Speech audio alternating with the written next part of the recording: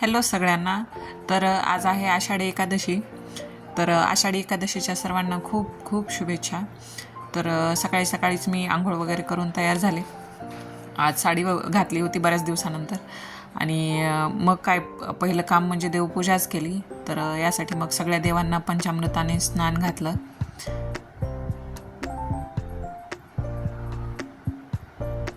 सकाळी सकाळीच म्हणजे देवपूजा केली की एकदम फ्रेश वाटतं. रोज तर नाही होत, पण म्हटलं आज म्हणजे आज सकाळी उठलं की पहिलं काम तेच केलं, देवपूजा करायचं. तर मस्त अशी देवपूजा करून घेतली.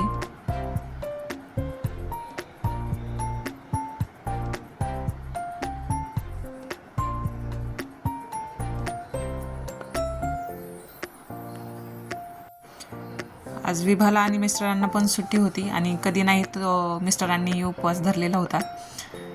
तर मस्त अशी देवपूजा करून देवाला फराळाचं वगैरे दाखवलं आणि थोडा वेळ चहा आराम करावा म्हटलं आणि चहा घेतला मस्त गॅलरीत बसून.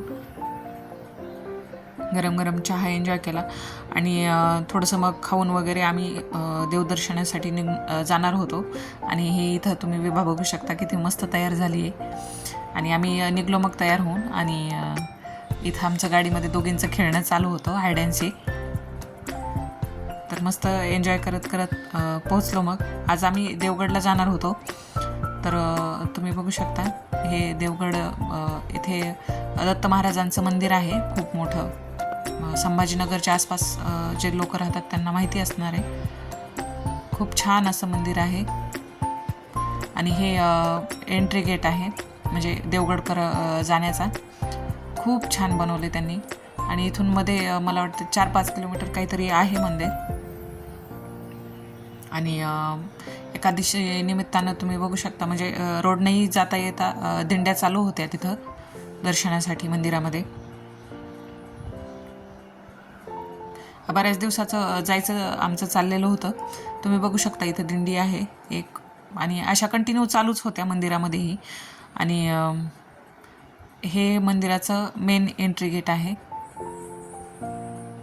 खूप प्रशस्त असं मंदिर आहे. मला 10-15 एकरमध्ये तरी असेल असं वाटतं मला. इतकं मोठा त्यांचा कॅम्पस आहे म्हणजे. आणि स्वच्छता तर खूपच म्हणजे खूप छान आहे. शेगाव आणि तिरुपतीनंतर मला वाटतं इथंच खूप स्वच्छता मी बघितली. आणि एंट्री गेटमधून मध्ये गेलं की लगेचच पार्किंगचं आहे. तर गाडी पार्क केली आणि मी आणि विभा इथं बसलो होतो. तर तुम्ही बघू शकता इथं किती म्हणजे मोठा कॅम्पस आहे त्यांचा मंदिराचा. मिस्टर गाडी पार्क करून येईपर्यंत इथं बसलो होतो आम्ही. आणि ऊन पाऊस चालूच होतं.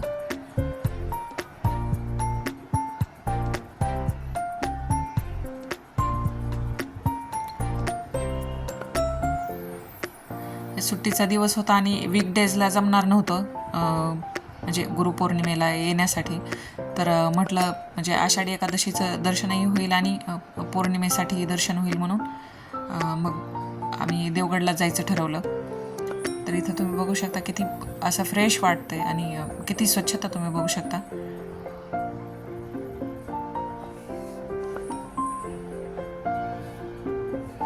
तर थोडं पुढं गेलं की तिथं कॅमेरावाले होते. तर म्हटलं थोडेसे डिजिटल फोटो वगैरे काढून घ्यावे. तर मग आम्ही काढून घेतले फोटो थोडे आणि मग मंदिराकडून निघालो दर्शनासाठी.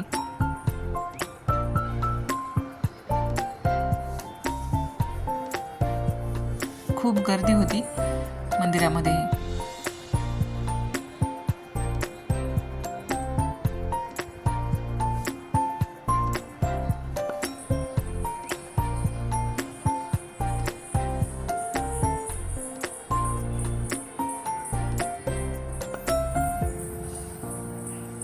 आणि हे मेन मंदिराचं एंट्रीच आहे.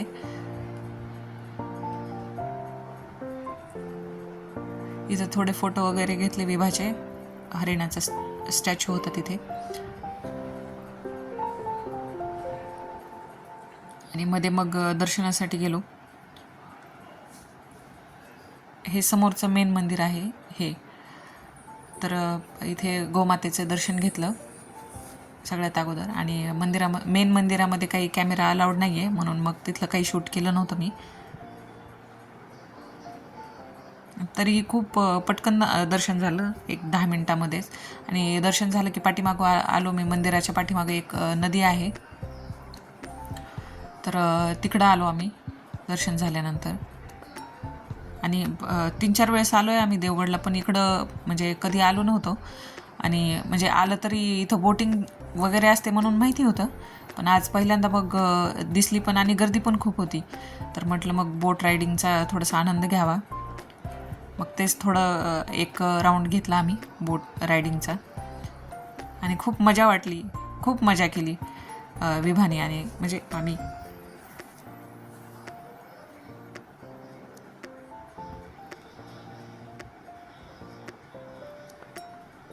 विभाला तर खूप आवडतं असं बोटमध्ये बसणं वगैरे, पाणी खूप आवडतं मुळात.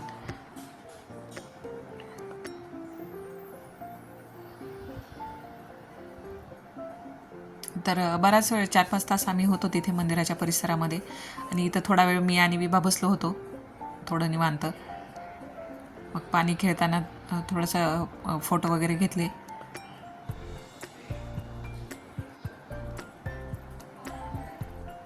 आणि मग 4-5 तासानंतर आलो. आणि निघताना खूप पाऊस होता जोरात. मग घरी आल्यानंतर दुसरं काही करायचं नव्हतं, मग तेच साबुदाणा वडे करावे म्हटलं उपवासासाठी. तर यासाठी मी 2-3 बटाटे उकडून घेतले होते. त्याच्यामध्ये साबुदाणा आणि लाल तिखटाऐवजी तुम्ही हिरवी मिरची वापरू शकता, आणि थोडंसं शेंगदाण्याचं कूट मिक्स केलं. आणि वरतून मीठ, किंवा तुम्ही मीठ नसताल खात तर सेंदा नमक टाकू शकता. आणि मग मस्तपैकी वडे तळून घेतले. गॅसची फ्लेम मिडियम टू लोच ठेवून घ्यायची आहे आपल्याला, आणि चांगले खरपूस होईपर्यंत वडे तळून घेतले मी.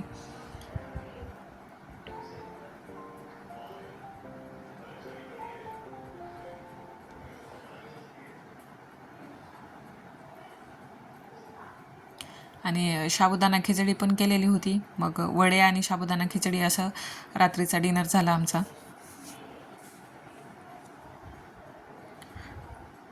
व्लॉग आवडला तर नक्की लाईक करा आणि चॅनलला सबस्क्राईब करा. व्हिडिओ बघितल्याबद्दल थँक्यू.